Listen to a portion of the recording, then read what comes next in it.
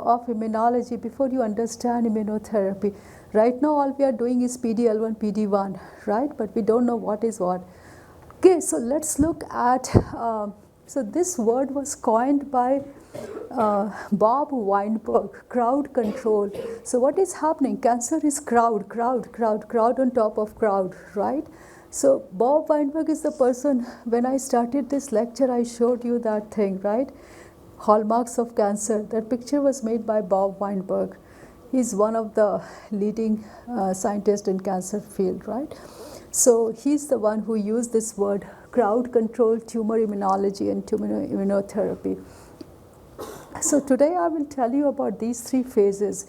So the immune system is the one which saves us from cancer because it is always surveying it, and anytime something goes wrong, it eliminates the cells. So you guys may not know this thing. So what happens is that there are, I don't know how many cells in the body. So immune system, it is like, you live in a society where the police comes and checks with you every time. You have to open the door and you have to show that you are all right and there is nothing there. And the police will check that nobody is hiding somewhere something. So how does immune system checks all the cells? So all cells which have nucleus, they have this ability that they will lyse their own proteins, not to amino acid, but to like 10 to 15 more amino acids, right? And they all will expose using a receptor called MSC1. They will expose it like this and show it to immune cells. These are our peptides. So the immune system will check the peptides. No foreign peptide, you are good to go. If it finds any foreign peptide, it will kill that cell. So every cell has to present themselves to the immune system. That kind of surveillance happens. So every cell of our body is constantly showing it to immune system, I'm okay. It's like opening the door and showing the inside of your home. Okay, here they are presenting it in that receptor. Please check it, we are okay. And if there's anything, it's gone. That's how we survive. So this receptor is MSC1 receptor. Makes sense to all of you? Okay, so that is what is shown here, that here the immune system is always surveying and eliminating that. When cancer cells happen, there is a constant fight, okay? So then there is some kind of equilibrium established. This is the best phase, elimination of all the foreign things. Here, basically the system is tricking immune system by PD-L1, PD-1 kind of thing. And then after a while, cancer cells are so smart, it is like you pay, the police who comes to check your thing are becoming, if they are bad people living, so basically they bribe the police and police is helping the bad people. So the tumor cells basically trick the immune system, and immune system in fact helps grow the tumor then. So immune system is not only not working, it is also helping the tumors to grow. So it goes through these three phases, and all three are triple E, okay? Elimination, equilibrium, escape. Tumor cells escaping and they become pro-tumorigenic. The immune system is helping, okay, to grow the tumor. So let's, yeah, go ahead. Actually, you told like the system works accordingly in which the antibodies peep inside it to check whether everything is all right inside the nucleus. Not antibodies. Not antibodies. Antibodies are different things. So what happens is that, so suppose all nucleated cell, all the cells in the body which have nucleus, okay, so they have to digest part of their protein and keep presenting it. It's like a receptor, MHC1, not 2, 1. So they present these peptides like that, okay, and these T cells are the one, not B cells. They are the one which are checking that this is correct, this is all these are correct, and there is no, but suppose there is some viral infection and they show up, then those cells will kill that particular cell. So it has nothing to do with antibodies. Antibodies have not come into picture as yet. They will come later on. But then what about like RBC? Because they don't have the nucleus and like. RBC is not involved in this function. So RBC is not all nucleated cells, not RBC. Yeah. RBC, their function is pretty different from all other cells. They are oxygen carrier, they are involved in that, and then they will die after 120 days. So RBCs do not present MSC1. It's all nucleated cells. Make sense? Okay. The T cell binds with these peptides to check whether it's okay. Yeah, they are being surveyed. So anytime they see a foreign thing, that's when, so tumor cells are also nucleated cells, right? So they have to also show the MSC1, and they have these special antigens there. So they will be caught right away. So what do? They downregulate MSC1, so they don't even show that. So that's how they evade the surveillance from the immune system. Make sense? Go ahead. And so there's like the follow-up question, because since you said that RBCs are not involved in this whole machinery. Yeah. So how do we detect leukemia using the same machinery? We cannot, right? Or can we? So what happens is that when cells become cancerous, right? When cells become cancerous, they actually have their they are called neoantigens. They make their own antigens which are not present in normal cells. And if those cells lyse up, those antigens will be exposed. So then the tumor cells will become very active in cleaning up those kind of things. So there may be some additional ways to identify, because it is also possible that they will show the antigens on the top of the cell, right? So like HER2 is also an antigen, right? So tumor cells have two kinds of antigens. There are neoantigens, and then there are HER2 kind of receptors which are overexpressed.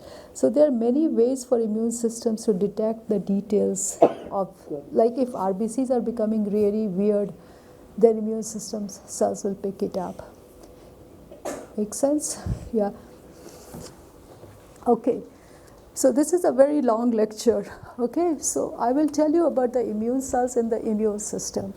So this picture shows you all different places where immune system, these are the places where immune system is active throughout the body. For example, skin is the one which protects us from outside things. If skin is completely intact, a lot of things will not get inside.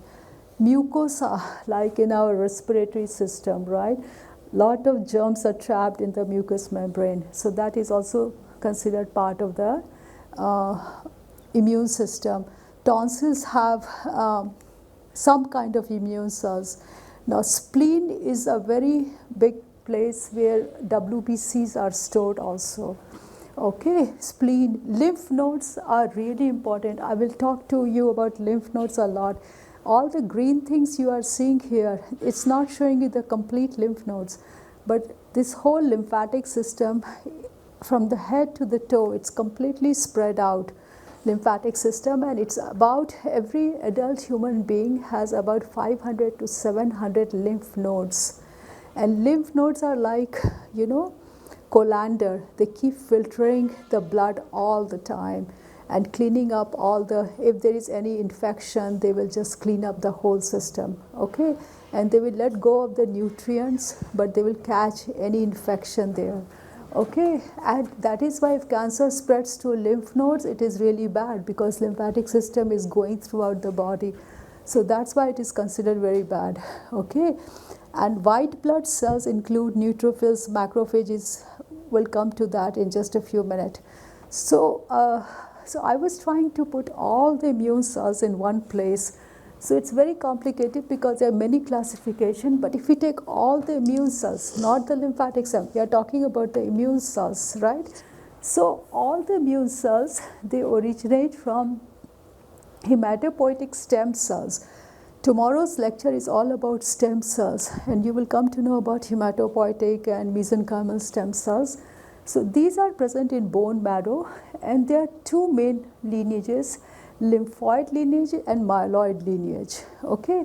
So to make it easy, I have made this green, I have made this red. Now, without going into really great details about everything, I want you guys to have these notes so that if you want details, you can always go back and refer to the notes here. But here I'll go quickly, okay? Because otherwise we'll get stuck here. So, lymphoid progenitor cells make three kinds of cells: T cells, B cells, and NK cells. Okay, once again, lymphoid cells make, I'm going to skip here, they make lymphocytes.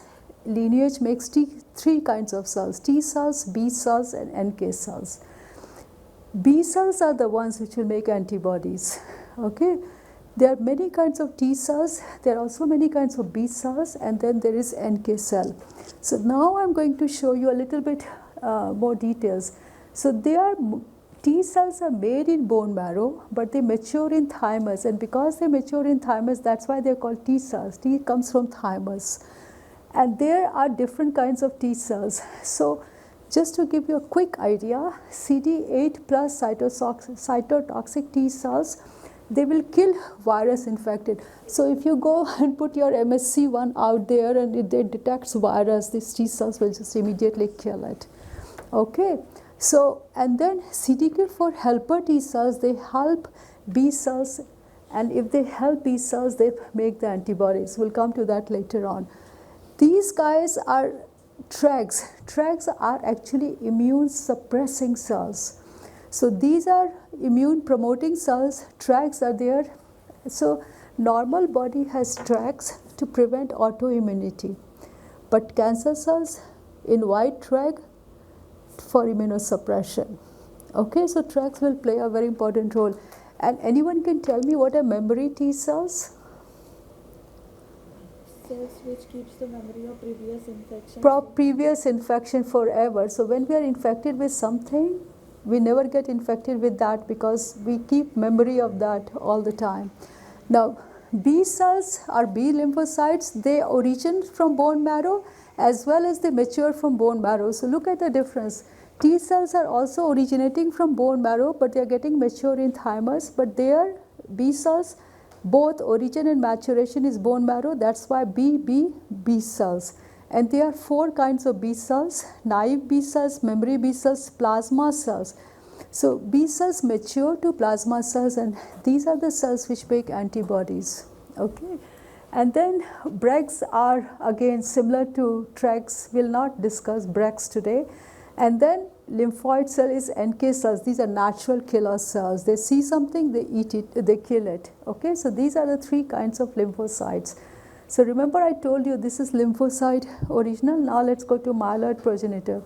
So there are many of them. So without going into, so first you divide the myeloid into three categories here: granulocytes, mononuclear, and myeloid MDSCs. Granulocytes have granules in it, if you see. Okay, that is why these guys don't have it. But we will not go to granulocytes or mononuclear or myeloid. We'll just look at what are these cells. Okay, myeloid.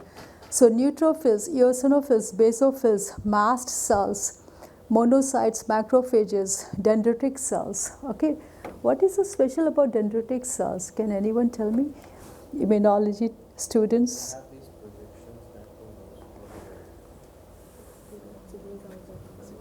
Okay, you also add to that.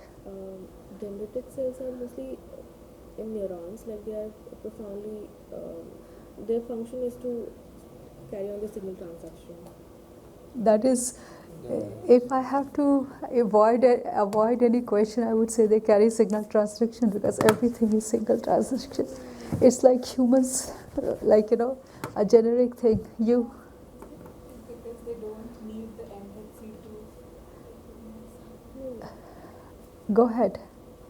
You said MSC2, but you said it in the wrong way. They are the one who have MSC2. Okay, so you guys are hearing me say APC, antigen presenting cells. These are dendritic cells. Dendritic cells are the gold standards APC. They present antigen. So what they do, if there's a viral infection, dendritic cells will take up the virus, chew it up, the peptides, make about 20 mer peptides, 13 to 20 mer peptide. And instead of MSC1, they have MSC2, which is slightly different from MSC1 in looks. and they present it, and then the T cells will recognize this is wrong, and that's when the whole immune system will start. So they are the famous APC cells. We see APC. These are the guys. Okay, some other cells can also function as APC, but these are the main professional APCs, right? Okay, and then MDSC, I'm going to spend a lot of time on these guys. These guys are recruited by tumors and they suppress the tumor microenvironment. That's why tumor can grow. So they suppress the immune system. Okay, so this is just a quick summary of the whole thing. Lymphoid, T cells, B cell, NK cells, and these all come under myeloid lineage. Now you guys have heard white blood cells. So what exactly are white blood cells? So this is yet another classification. So white blood cells include neutrophils, eosinophils, basophils. They also includes B cell, T cell, natural killer cells, monocytes. They all come under white blood cells, these things. So some of them are shown here. Okay, these are just white blood cells here. Okay, so they kill bacteria, kill parasites. So many times somebody is given cancer therapy, chemotherapy, especially chemotherapy, white blood cells also die. Okay, and then the person becomes very prone to infection. Why? Can you tell me why chemotherapy leads to less white blood cells? Anyone? So what is the principle of chemotherapy? Kill rapidly dividing cells. And where are these cells produced?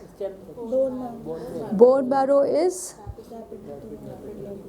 That is the reason. You guys all got it, right? So these are suppressed.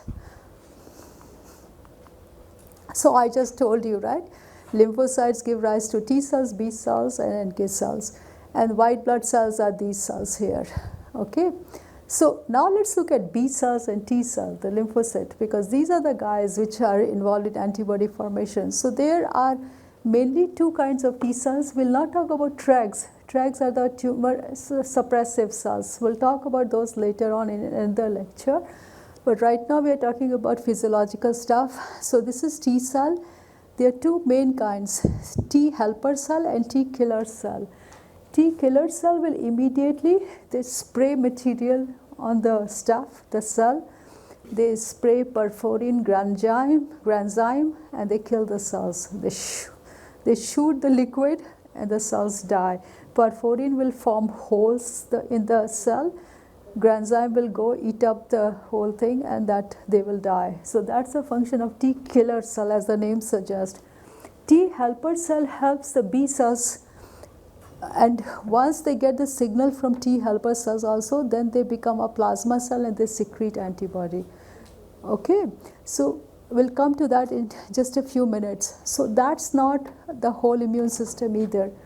Okay, so we'll come to antibodies which are produced by B cells. Then cells also secrete cytokines, and by secreting cytokines they can launch the immune attack. So almost all immune cells and many structural cells can produce cytokines.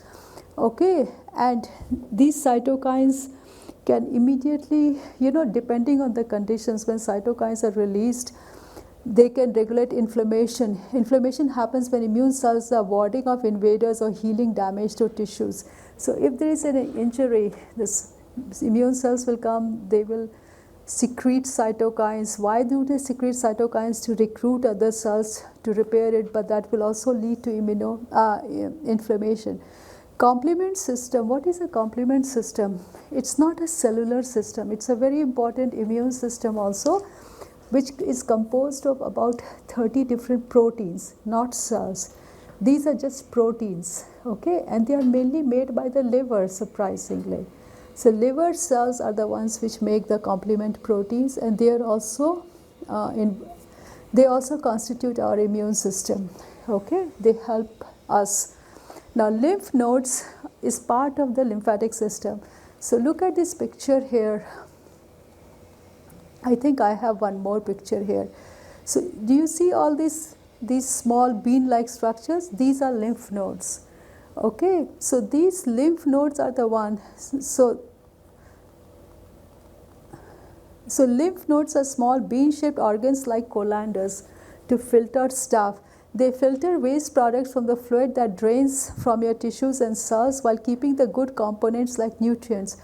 We have about 600 on an average lymph nodes. Okay, they store and activate B cells and T cells. Okay, so this is a very good view. Look at the lymph nodes here. Okay, so that is why they are so. There are 600 of them. So that's when cancer is there. If it goes to lymph nodes, then it can just spread very quickly. So usually, when doctors are doing surgery, they will remove all the lymph nodes in the vicinity to prevent the cancer from accessing them. Okay, so it is just giving you some idea. In the neck, they are 60 to 70.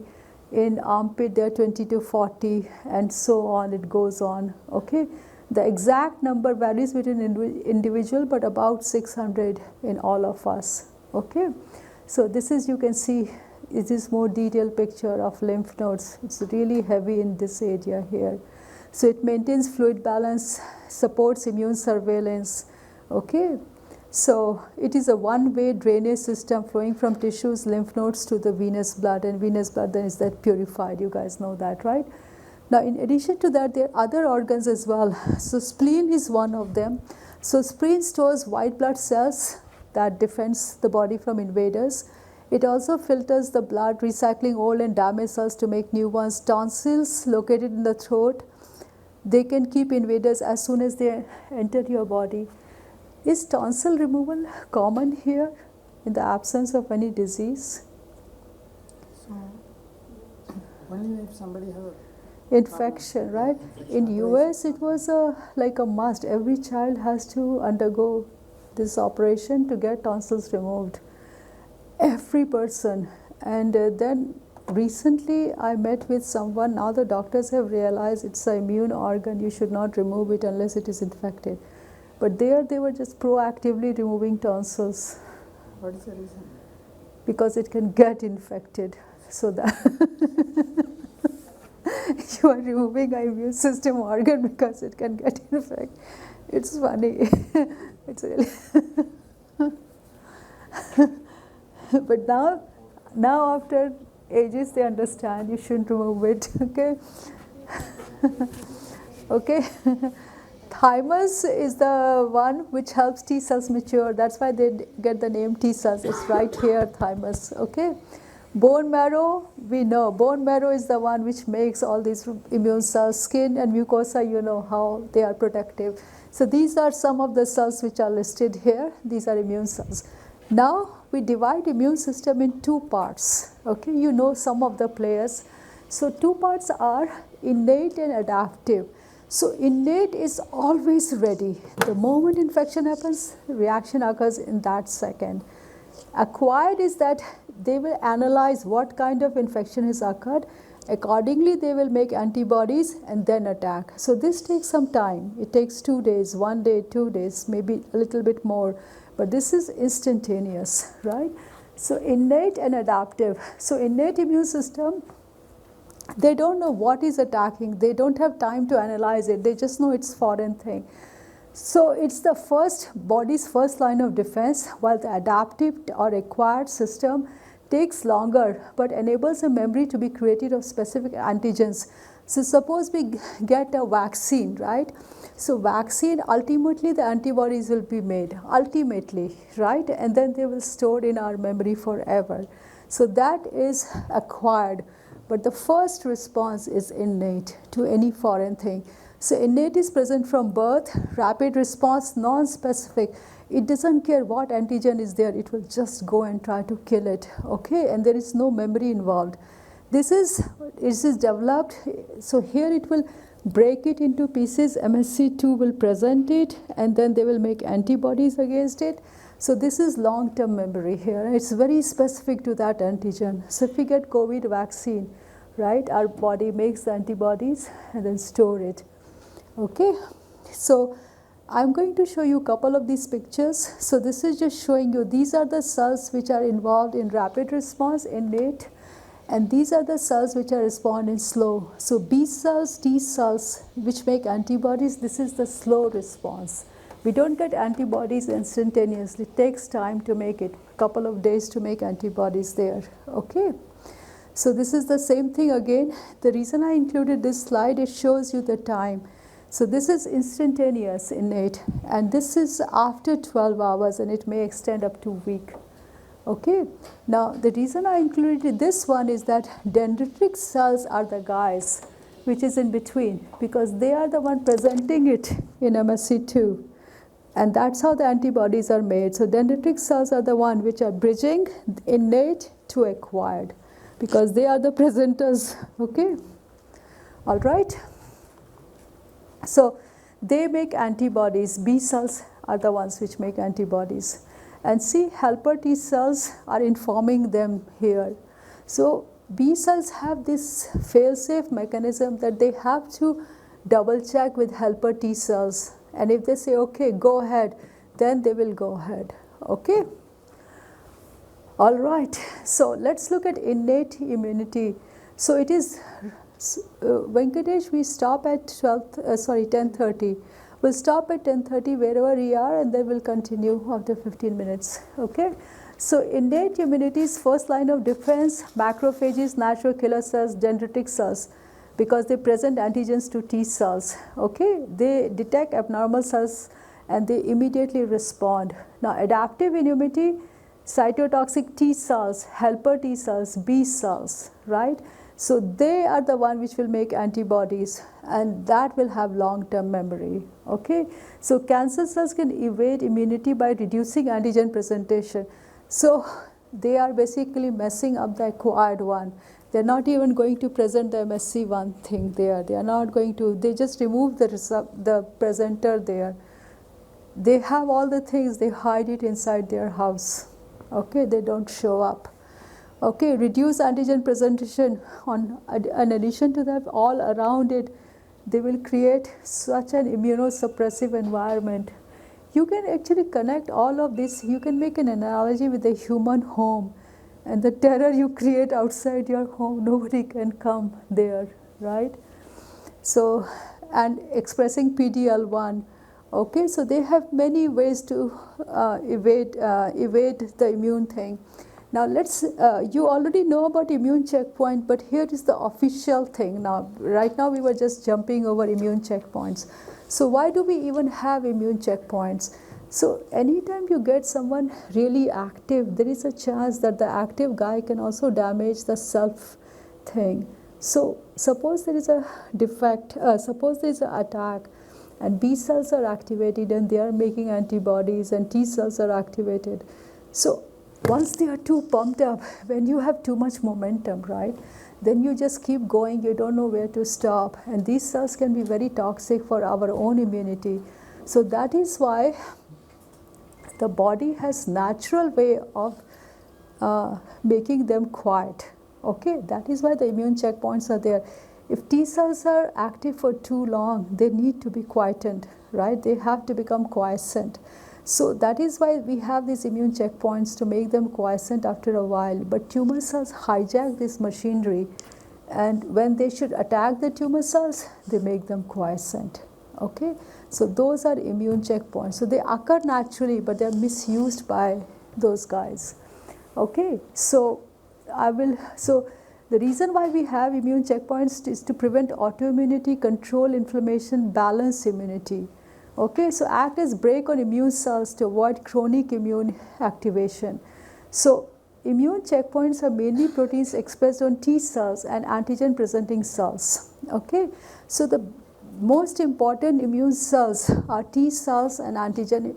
So suppose I am a T cell, right, and there is an attack and I get hyperactive. Okay, but I tell someone that if I'm hyperactive, please stop me. Okay, so this person also has a thing as a reminder to tell me, now you have to stop, right? So he's my partner in crime, but he also knows when to stop me. That's what it is. So APC and T cells, they work together, right? But if things go out of control, APC says, enough, you need to stop now. Okay, so these are the, you have already, you know about PD-1, PD-L1. and CTLA4 very briefly. Today I'm going to tell you in details about CTLA4 because this is used as a therapy for cancer patients. So what happens is that T cells and B cells, they express this protein called PD-1. Okay, bear with me. So what are the cells which are talking to each other? APC cells are talking because they're presenting the antigen, and T cells are talking. So T cells, like as a safeguard, they also have PD-1. So if APC cells express PDL1, they lock like this, and they will become quiet. T cells will become quiet. Tumor cells are not supposed to have PDL1, but they will make PDL1 so that every time T cells comes close to them, they will make them quiet. Okay, so they hijack the PDL1. They're not supposed to have PDL1. Okay, CTLA4 is slightly more complicated than that. I will explain you after T because that will take a couple of minutes to explain. Okay, but let's look at this one here. So this is T cell which naturally has PD-1. So this could be APC cell. APC will express PDL1 and they will become quiet. Tumor cells play the same game. They express PDL1 and they make it quiet. So how do you get rid of it? You add the antibody for PD-1 or PDL1. As long as you block one, they cannot lock on and T cells will remain active. Okay, so that is PD-L1, PD-1 therapy, which is extremely successful in cancer patients. That is immunotherapy. Okay, we stop here because the other one will take a little bit longer, CTL4. So I will stop here for CTL4. Okay. So before I show you the role of CTLA4, which is also immune checkpoint, I want to remind you about these T cells here. So remember when I told you about the T cells, there are these CD4 helper T cells, there are CD8 cytotoxic T cells, and then there are memory T cells, but then there are also these TREGs. Okay, so now in CTLA4 you will see the role of TREGs. Okay, so TREGs are naturally present in our body to prevent autoimmunity. Okay, but cancer cells will bring these TREGs and basically make the whole tumor environment completely immunosuppressive. So we'll see the role of these TREGs, which are regulatory T cells, which are involved in immunosuppression. So now let's see how CTLA4 works. Okay, so so keep in mind, I want to remind you about PD-1 and PDL1 again.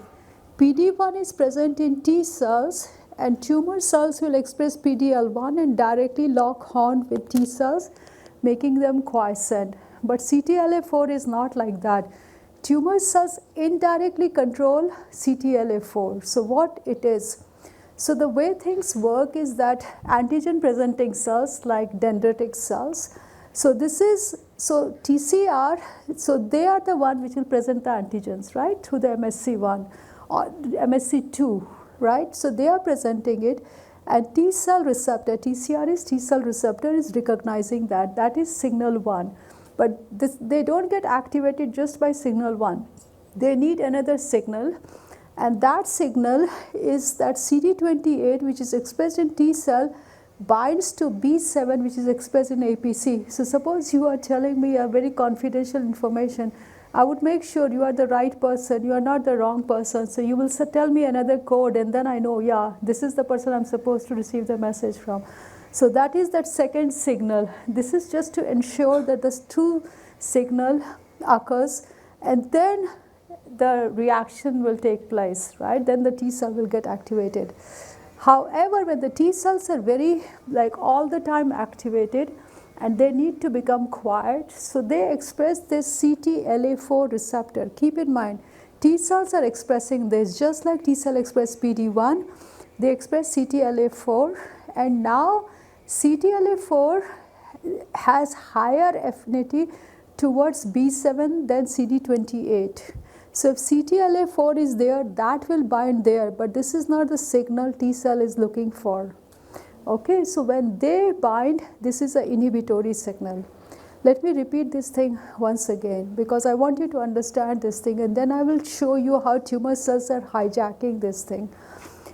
So under normal circumstances, when T cells have to get activated, they see the signal from MSC, the peptide signals. Then they also bind B7 on APC via using their CD28. So CD28 and B7 will bind like this. Okay. So when both the signals are there, T cells are going to get activated. After a while, they are very active. They need to become quiescent. So they will express CTLA4. This also binds with B7, but this has a higher affinity towards B7. So if CTLA4 is expressed, instead of CD28 binding this one, CTLA4 will bind there. That has a preference because it is more tight binding. Okay, but this binding is inhibitory and the T cells, they will become quiet. So now let's say how tumor cells will hijack that. So if tumor cells express CTLA4, they can hijack it, but they don't. They don't. So instead they recruit TREG cells, the ones which are immunosuppressive cells, T regulatory cells. And TREG cells have high levels of CTLA4. So when they come, they bind with APC, they don't even let the real T cells get to APC. Okay, and basically they don't get the second signal and they are not activated. Is it making sense? So tumor cells are indirectly recruiting TREG cells to inhibit CTLA4 signaling. So there is a difference between PD1 and PDL1 and CTLA4. Just to tell you how important it is, there is an oncologist in Delhi, okay? His name is Atul something, okay? So he was saying that in his, he's a specialist in liver cancer. So he was saying that there are two immunotherapies which are commonly given to patients. One is PDL1, PD1 along with VEGF inhibitor, right? VEGF means angiogenesis inhibitor. So that is one combination, and second combination, even more aggressive combination, is PD1, PDL1 and CTLA4. So he said that that is even more because now you are attacking the immune system using two. So then I asked him, what about VEGF, combining it with VEGF, because you have to also give anti-angiogenesis there, right? So he was saying that that becomes too toxic for the patient, like 3 drugs at once. But he said, in his opinion, combining the two therapies together, PD1, PDL1 and CTLA4 is more effective, although it is slightly more toxic to the patient too. Okay, so I'm just trying to tell you how important is this signaling. Okay, so this is what is showing that they recruit TREGs, and TREGs have CTLA4, they bind to APC and they don't let the activation of T cells occurring there. Okay, so this picture I have included, but this is not a very accurate picture here.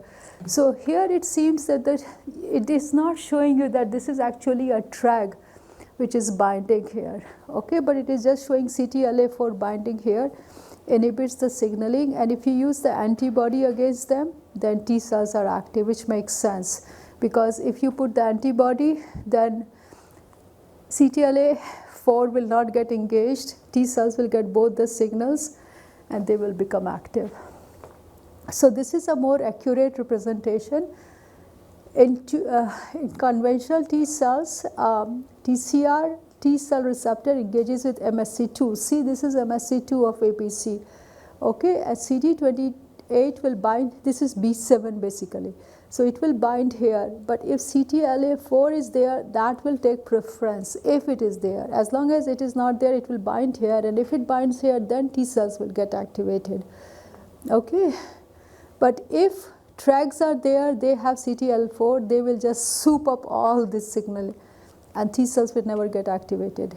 Okay, so now I will briefly tell you about tumor surveillance again, that the immune cells are always surveying all cells. Okay, so this is something that I told you in the very beginning, elimination, equilibrium, escape.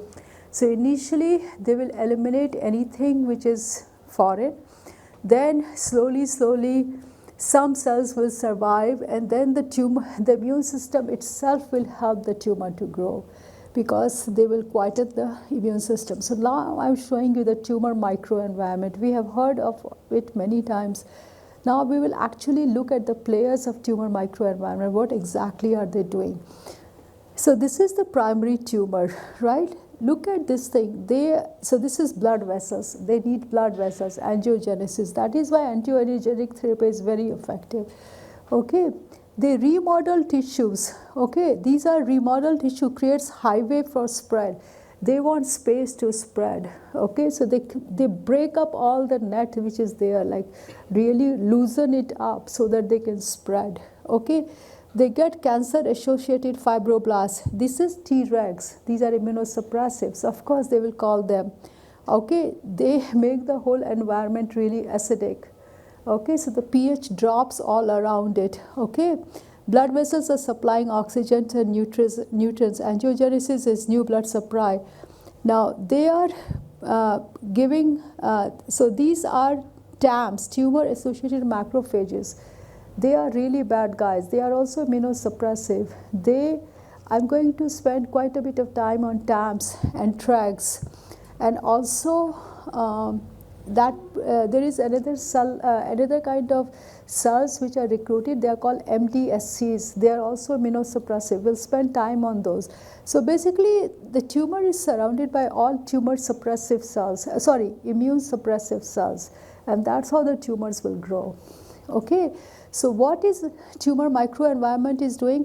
See, look at this thing, MDSCs, these are tumor suppressive cells, immune suppressive cells. TREGs are the same, TAMs are the same.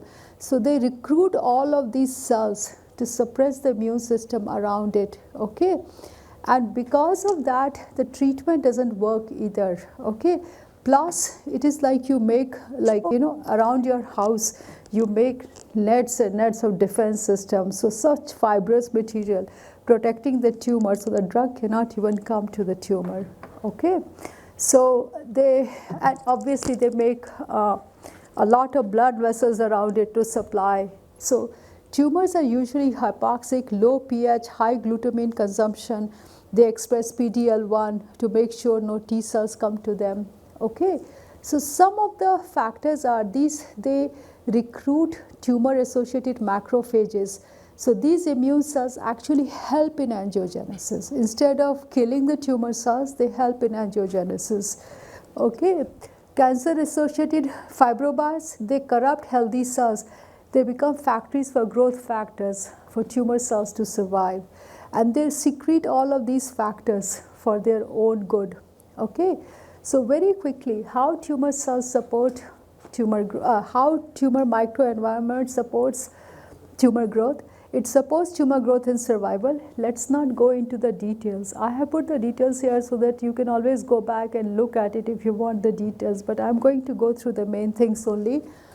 So the tumor microenvironment is highly conducive to support tumor growth and survival. They secrete all the survival factors to resist cell death and to promote tumor growth. They create an immunosuppressive environment. They recruit immunosuppressive cells. They do two things. They recruit immunosuppressive cells and they secrete factors that the cells which are actually supposed to promote which are supposed to help you, they become immunosuppressive also. It's like you bribe the police to be on your side. Okay, altered antigen presentation. Because this is an inherent thing, they have to present the antigen, they down-regulate their MSC1 and they don't even present, so they become invisible to T cells. They promote angiogenesis, okay. They facilitate invasion. So, these are boundaries there, so tumors cannot, so they break the boundaries. Okay, they change the extracellular matrix, basically break the boundaries so that it can invade. ECM is extracellular matrix. They break the whole thing, secrete factors so that everything breaks apart so that they can spread. Okay, and EMT I told you, right? So when they are brick-like, they cannot move. When they become mesenchymal, they can go through and squeeze through things and they can become very motile, and that's how invasion takes place. Okay, and then they form pre-metastatic niche. So they go and they form new tumors. Okay, they find new places, they settle there, and that leads to metastasis. Okay, so look at this thing. It is invading good. Once it goes to the bloodstream, now it can go anywhere in the body, and it can lodge to a new site and then form a tumor there. Okay, and they actually completely change the metabolic programming. So normal cells do not rely much on glycolysis, but cancer cells really rely on glycolysis. It's really upregulated. That's why we do PET scanning, because glucose consumption is very high. Okay, so and it contributes to drug resistance. Okay, so you guys already know all of these things, so I'm not going to go through this. So basically the tumor, the microenvironment is highly immunosuppressive, completely designed to promote tumor growth. Okay, so this is just showing you all different kinds of things which are going on in the microenvironment. Okay, so one thing I want to highlight once again, that is the antigen presentation. So our body has evolved to always keep an eye on every cell of our body. And like I said, they have to keep presenting the antigens. So whatever is there, you slice them up, you show it. These are the antigens I have. Immune system recognizes as self, let it go. Anything foreign, that cell is killed, right? So normal antigen presentation, so tumor cells will remove the MSC1 completely. If there is no MSC1, there is no presentation. So they don't even show, they become invisible to the immune cells. Okay. So if hypothetically, if they present it, then T cells will recognize them as foreign and it will kill it. But they downregulate MSC, so they are not affected. Okay.